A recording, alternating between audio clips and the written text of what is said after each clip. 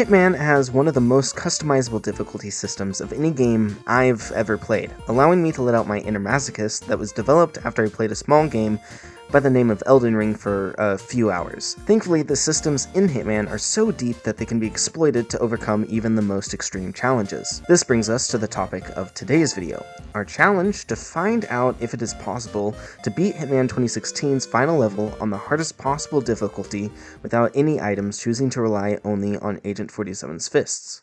Over the past few months, I have been making a Hitman Fist-only series, going through each and every destination of Hitman while restricting myself to the use of only my fists.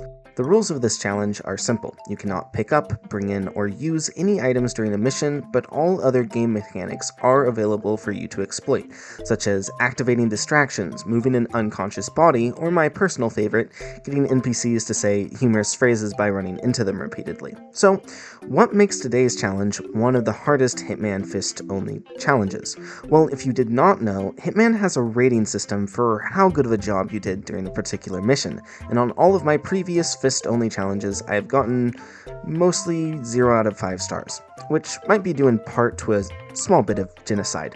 For the more sought-after and elusive perfect 5 out of 5 star rating, you need to achieve something called Silent Assassin, signified by these 2 green guns at the bottom of my screen. Aren't they cute?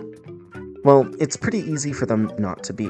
If you eliminate anyone other than your targets, you lose Silent Assassin. Get spotted, you lose Silent Assassin. Have witnesses to your crimes, you'll lose Silent Assassin. You even have the gall to get caught on camera without later destroying the camera footage, you lose Silent Assassin. And finally, if any unconscious or dead bodies are found, well, you know the rest. This difficulty is insane on its own, especially when playing on Hitman's Master Mode that makes combat more difficult, adds extra cameras and guards, and it also gives NPCs better hearing, turning them into only slightly deaf guards. But Silent Assassin on Master Mode is not really the hardest mode in the game. There is one more step, that of Suit Only. A lot simpler than the 2 previous difficulty modules, Suit Only is a hardcore challenge in Hitman which restricts the player to using their starting outfit, meaning that they cannot take advantage of Hitman's outfit mechanics, which can give the player access to restricted areas, and more importantly on this map, you need specific outfits to open locked doors.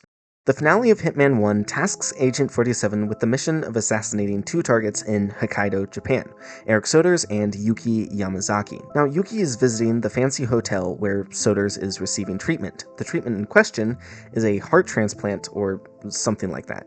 Anyways, I decided that I would start my fist-filled adventures with Yuki and go for the old man later. He will probably need a bit more time to prepare, mentally. I begin by observing the Yakuza lawyer as she walked through the hospitable hospital halls, trying to find a time when she was alone or nearly alone, and while doing that I also kept an eye out for any potentially promising paths to get to the other side of the hospital where Soders resides. I attempted a few different strategies and even tried to break into Yuki's heavily guarded room, but every attempt seemed to fail. It was at this time that I went into big brain mode and remembered something very important. The hot springs. There's a hot spring / sauna in the hospital, which Yuki visits about 5 minutes into the mission, and when she does, there is a way to isolate her. This means that it could be possible for me to eliminate one of my targets away from prying eyes. However, I needed to figure out how to set this up. After restarting the level for probably the 3rd or 4th time, I headed to the hot springs. Now, Yuki will come to this back room to have a relaxing sauna visit, devoid of any stressful activities, but we're going to make sure it's not void of death, that is. It is very important that I get to this area before the first minute has gone by. There is a side door in this room leading into one of the employee-only hallways in the hospital, but I cannot open these doors due to the fact that I am not wearing and do not have access to the correct uniform. However, around 1 minute in, a guard will walk through the door, giving me a chance to sneak into the area where I can knock him out silently. This is important for several reasons. To isolate Yuki, you need to get these chads to leave the sauna by turning up the heat to unbearable temperatures, which can be done from this back area. After they leave, it takes another 3-ish minutes for Yuki to show up. At this point, the guard escorting her will wait outside the sauna, meaning that Yuki is now alone. At this point, it would be easy enough for me to lock Yuki into the sauna and let her get cooked, but if I do that, it actually imposes a time limit for the rest of the level, because her guards will eventually come to look for her, and if they find her body, I lose Silent Assassin. So instead I decided to use the guard's unconscious body to hold the door open to my backroom hidey hole, and simply run into the sauna to eliminate Yuki with my bare hands, or you could say fist-only style. After the deed was done, I dragged the body back to the back room, where I could place it into a conveniently placed laundry hamper. After placing the guard in the hamper as well, I had successfully eliminated my first target and removed all of the evidence. Pretty easy so far, and it puts us in at around 5 minutes of game time. The theory crafting for this section did not take very long at all. I just had to remember Yuki's path and then figure out the best way to hide the body. However, if you've played this level before, you'll know that this is by far the easier of the two targets to take care of. If you are familiar with the Hokkaido level of Hitman, you'll know that Eric Soders is undergoing a heart transplant medical treatment thing during this level. This means that he is in a heavily guarded medical section of the medical facility that is off limits to civilians. All of the doors leading to it are locked without the use of specific outfits.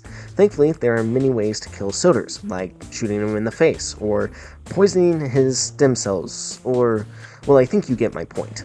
The vast majority of the methods that you would normally use to eliminate Soders require you to pick up items, have access to outfits, or risk losing Silent Assassin. But there was one method I knew of that might just work for the challenge we have today. Under the main medical module of the facility, you can find the morgue and autopsy room. In this red light district, we have a bit of fisting to do, but first we need to find an important organ. Not that kind of organ. The organ we need to find here is the replacement heart for Eric Soders, which you can destroy by throwing it away like the trash it is, but it's behind a lot of guards and doctors, so how are we even going to get to it? Well, first I should talk about how we are even going to get to the morgue. As mentioned before, many of the doors to this morgue area are locked, restricted by the outfit you are wearing, but Hokkaido is also a very well-designed map that does not force you to only use doors to travel between areas. After leaving the hot springs, we can head out into the courtyard. After approaching this secluded section overlooking the mountains, we find a climbable pipe that we can slide down, giving us access to the doctor's dormitory. We can then simply climb through the open window, and we have now gotten past the locked doors. Mostly. This pathway is a consistent way to get into the section of the facility without alerting any guards, but it is currently not a two-way path because the door to the dormitory is locked, so we will need to find some way to secure an unconscious body to unlock it or find some other way of escape. After leaving the dormitory and stealthily stepping sporadically to the morgue, I was now ready to face the next challenge of this grand test. Time to drop our one and only save we get on Master Mode. This area contains a total of 4 doctors and 6 guards who block our path to Soders' heart, along with several cameras. 2 doctors and 2 guards can be found in the first room, but the guards are only here part of the time. The doctor on the left moves back and forth from one side of the table to the other, meaning that I also have to watch out for him being able to see me if I move into or around the room. The 2 patrolling guards could also easily spot me, which would cause me to lose Silent Assassin, as being in this area means that 47 is trespassing. I decided that the best course of action for this section of the level would be to develop a strategy to incapacitate pretty much everyone. In this first room, I started by figuring out a way to take care of this guard, who henceforth will be known as Guard 1. Guard 1 has a habit of standing at the end of the entryway hallway, blocking us from actually moving forward into the rest of the morgue whenever he is there. But his positioning is actually a good thing. Here's why. In Hitman, when you are in view of a guard or civilian, when you're doing something suspicious, in this case trespassing, a little yellow bar will show up to represent how close they are to spotting you. One lesser known mechanic of this is if the bar fills up about 80% of the way, and then you manage to break line of sight, the person who was noticing you will still notice something in the corner of their eye, and will go to investigate the area they just saw you in. In this case, because I am leaning against a wall, I can come off the wall by tapping spacebar just long enough to catch the attention of Guard 1. After he notices something, I am able to run around the corner to the other side of the store, leaving him to stand where I was moments previously. The issue now becomes actually taking the guard down, but after much trial and error, I figured out that waiting for the guard's question mark to disappear, and then opening the door right after the guard changes his stance but before he turns around, makes the timing perfect for me to slip behind him and choke him out before he is in view of the doctors, and without him ever seeing me, meaning that I keep Silent Assassin. Knocking out the guard in this position also gives us a key in the form of the guard to open the locked dormitory, meaning we now have a method of escape. The 2 doctors are simple to deal with. Heading into the room and out the right door places 47 next to the breaker box for this specific light in the morgue. I don't know who designed this, but works for me. After figuring out the timing for how not to get caught on a nearby camera, I was able to consistently attract one of the doctors who I could knock out before turning the lights back on, so that the other would not become suspicious. The timing of all of this thankfully lines up with the second guard patrolling the other sections of the morgue, giving me enough time to take out the second doctor, who I could place inside of a nearby cabinet. For Guard 2, I used a similar strategy to Guard 1, attracting him by sticking my feet out from behind an autopsy table before strangling him. After achieving this a few times, I went back and redid the entire level to set up a new save point here, because you can only have one save point per playthrough on Master Mode. The next section of the challenge was the hardest part to figure out. The remaining people in the area are 4 guards and 2 doctors, which does not sound like much. I've literally choked out entire armies. The 2 doctors are not really a problem, and neither are the 2 guards that reside in the security room. The real problem is the 2 guards guarding the goal of the mission, Soder's heart. The problem is that both guards face towards the heart, meaning that even if I somehow manage to knock out the guards in the security room and the doctors, my only way of getting to Soder's heart would be to drag a body over, unlocking the door. But even if the door is unlocked, there is no way I could destroy the heart without the 2 guards noticing me, and if I tried to use my previous strategy to get just one to notice me out of the corner of their eye, they would quickly notice the body I used to unlock the door, meaning a loss of silent assassin. Without any of my main 3 restrictions being SA, SO, and fist only, there are a multitude of ways to destroy the heart, but as things were, it seemed impossible. I resigned myself to the idea that it was an unbeatable challenge. So, was it impossible? No. And the thing that saved me was an item, strangely enough. A weapon, no less. I am quite proud of my solution to the predicament I was facing. So to go over our situation again, we do have several key things available to us, those being a sink in the corner of the room, and the fact that the 2 guards in the security room have guns. After attracting one of the guards who always looks out of the security room window into the morgue by using the same strat as earlier, I could knock him unconscious without anyone else noticing, even though I was in the center of the room. Now, when guards, or anyone for that matter, are knocked unconscious, they drop whatever is in their inventory on the ground. In this case, that means that this guard's gun will drop on the ground. It took me a few tries to get this right consistently, but once I did, it was time to move on to the next step, which in this case is taking out the other security guard. After moving both bodies out of view and destroying the pesky camera system, the grand finale for the plan was prepped, and so I turned on the sink.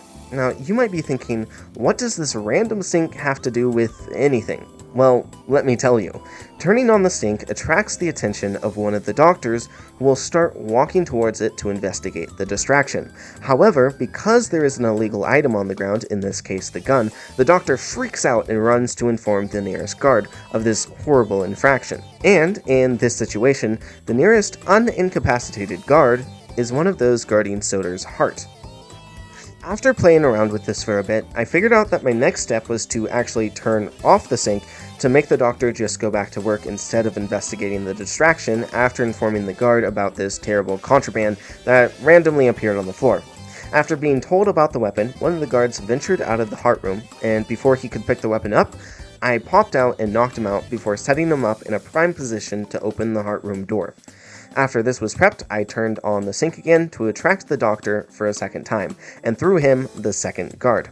I can't imagine what's going through this man's head. Oh, I guess Bob just dropped his gun on the ground next to the other one and went to the bathroom or something, probably with the 4 other missing guards.